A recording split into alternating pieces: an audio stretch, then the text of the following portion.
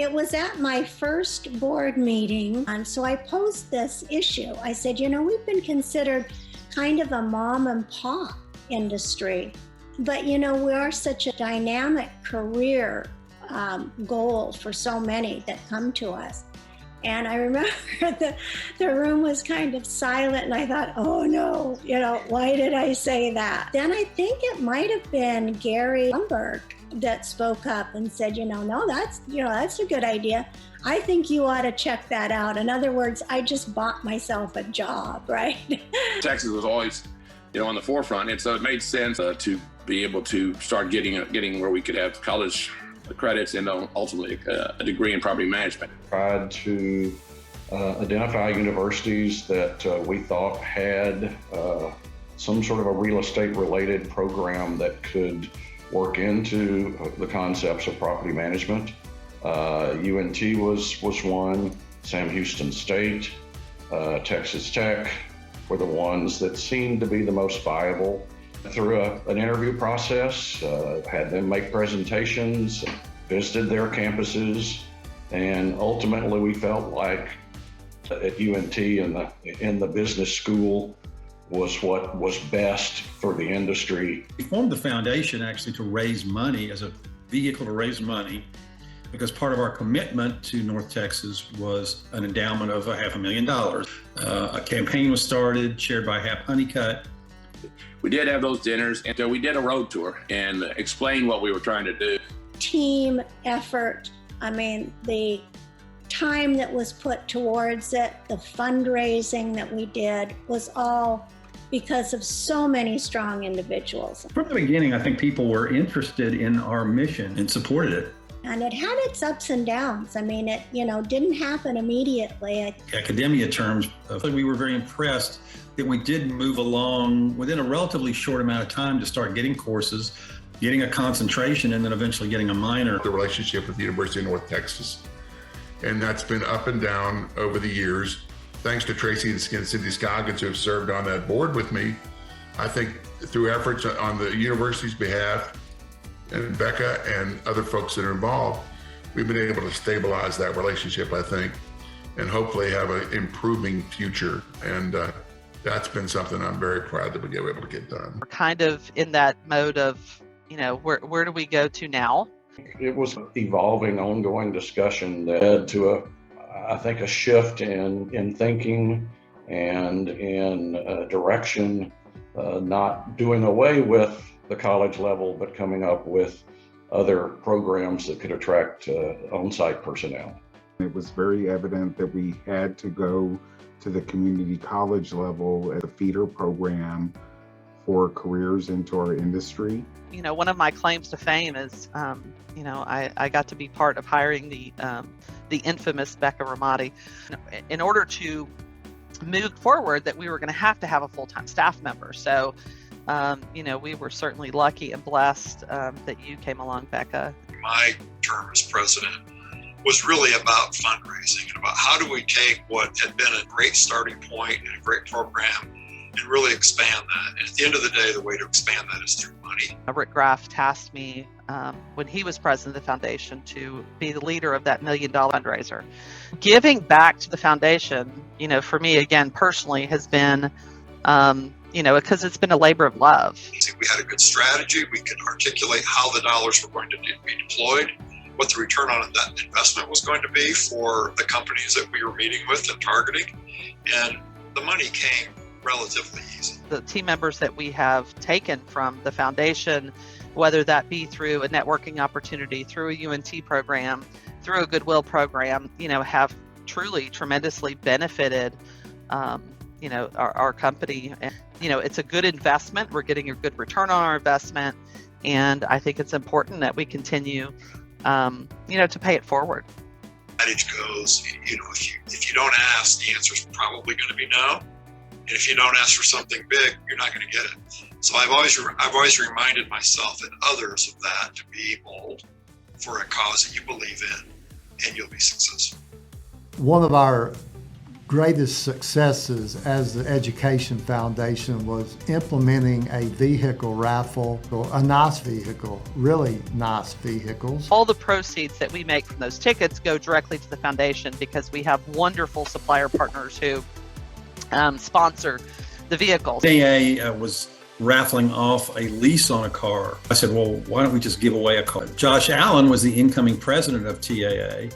And I went to Josh and I said, what if we raffle off a car? What do you think? And he liked the idea. And we went to George and the staff and said, find out how to do this. We want to raffle off a car.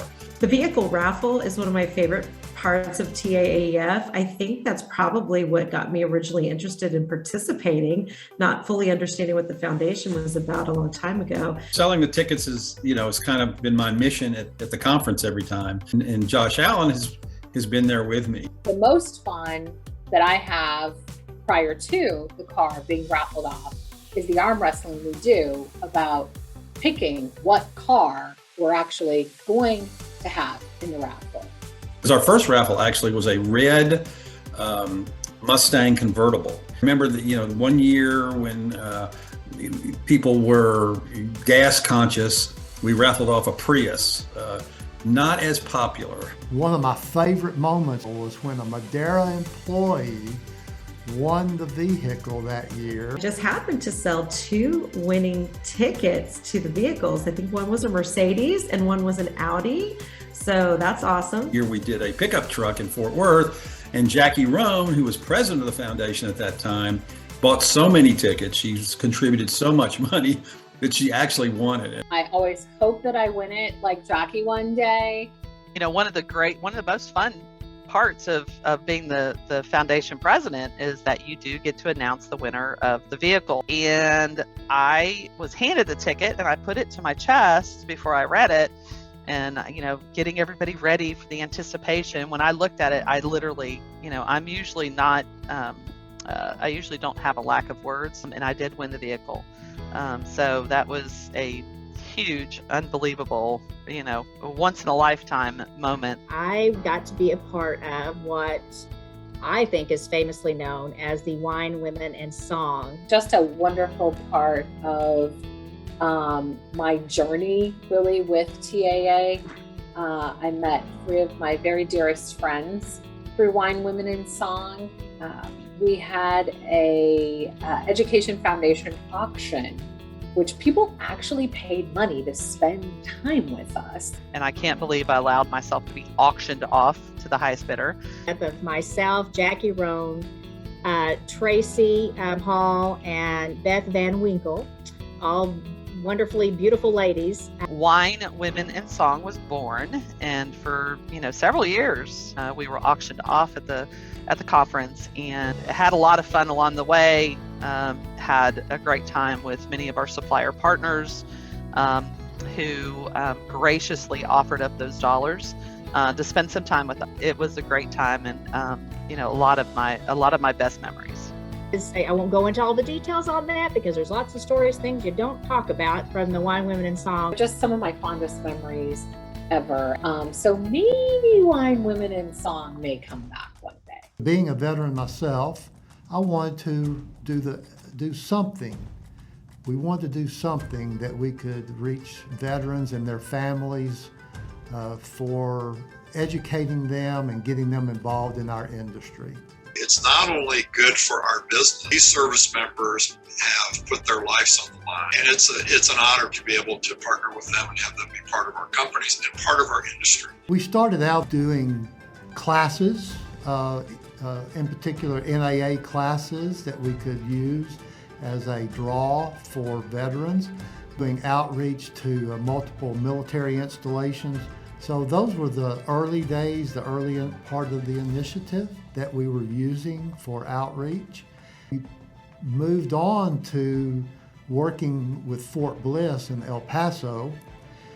Military members who are leaving the service, they are required to go through some training to be going back to civilian life, and we wanted to be a partner in that.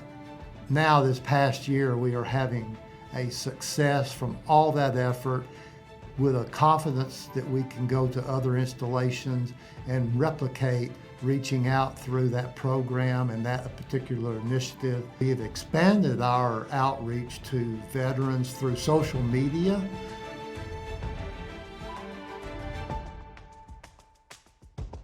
When I was an Army Staff Sergeant, my soldiers counted on me for leadership and fostering teamwork, much like my leasing team does now. Leading and motivating a team is a responsibility that has carried over from my role as a Staff Sergeant to a property manager. I remember when we started working with Goodwill and how excited not only I was, but I think the whole board was that we were working on a partnership that was really beneficial to those who needed that needed help getting into the industry and for us to get people into the industry. One of my biggest joys was getting to actually meet an individual named Cortland Audane. And Cortland was actually one of the success stories that we have through our Goodwill program. Cortland started off having no experience in the industry, and his work with the Goodwill program, he actually graduated from that. He was quickly hired on with the company. And throughout the time of his career, I was able to keep up with him and actually had the good fortune of him coming to work for me.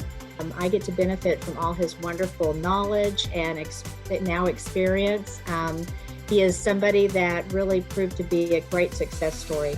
He was a winner of the TAA Maintenance Tech of the Year and the National Apartment Association Maintenance Tech of the Year. There's not a better story right there for why the Goodwill program and the work that we've been able to do in bringing in individuals like Cortland into our industry. We also wanted to work on raising the awareness, and Amy Funk was put in charge of a committee or task force to make more people aware of our industry. The task force really made good progress and was able to really gather some good information. And it all led to the hiring of the Edelman Agency to help us form the Room to Grow program, which has really kind of been eye-opening for all of us in the industry to put people's faces and names out in the public domain to help attract other people into our industry. I had the good fortune that it really took off during my presidency, and I got to work with, of course, Becca and Amy Funk on getting the campaign started, rolling out different ways that we could use video and we could use the internet, again, introduce our industry to the world. I love what I do. I started right out of high school. Now I'm a maintenance technician. I found a lot of freedom and a part of myself because this industry allows you to grow and succeed quickly. And the best part of it all is I'm just getting started. We give people a place to live, a place to call home, and a place that they love. I had absolutely zero perception of the apartment industry. I know I would go into the leasing office. I lived in an apartment, and they seemed to be enjoying their jobs, and that was something that I just wasn't. So I think that's kind of what got me started. I see TAAEF as a great vehicle to get out the word about the professionalism and the opportunities of our industry. We cannot survive as an industry unless people are wanting to be part of our industry. We launched the Be the Next Ambassador campaign. Having that external campaign and contest really got our members involved. And I think that gave us a huge opportunity to showcase EF on social in lots of ways that we hadn't before.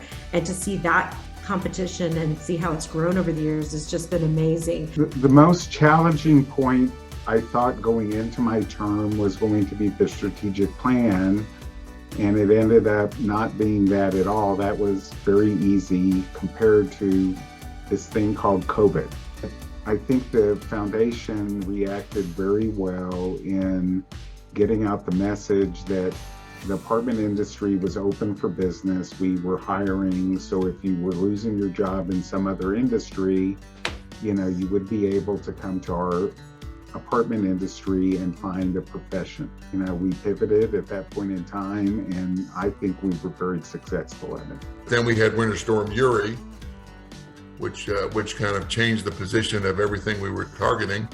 Decided along the way to emphasize our maintenance staff and maintenance responsibilities, which obviously positioned well with both of those issues, where those people were crucial what we did and how we responded to those emergency situations.